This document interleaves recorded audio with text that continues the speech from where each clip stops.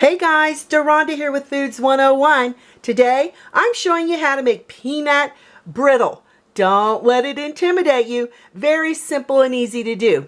The ingredients you're going to need is 3½ cups of raw red skin peanuts, 2 cups of granulated sugar, 1/2 cup of water, 2 teaspoons of baking soda, 1/2 teaspoon of salt, 2 tablespoons of butter at room temperature. It can be salted or unsalted, and 1 cup of corn syrup. Let's get started. First, you're going to prepare your pan for your peanut brittle. I've got a 15-inch by 10-inch pan with 1-inch sides that I've lined with tinfoil. Not necessary to line it with tinfoil, but I just like how it makes the cleanup a little easier.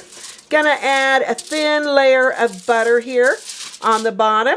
And then we're going to set this off to the side. In a 4½ quart heavy saucepan over medium heat, we're going to add our sugar, the salt, the water, and corn syrup. We're going to heat this until it comes to a boil. Continue stirring. It won't take long with that sugar and that corn syrup. Now that we have our mixture at a roaring boil, we're going to add all 3½ cups of our raw peanuts.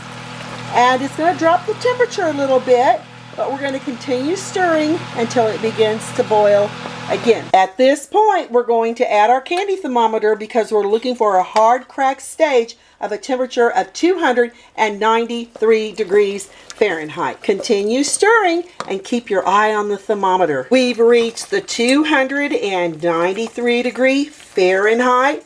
Here on our candy thermometer, probably kind of hard to see, but I'm trying to show you.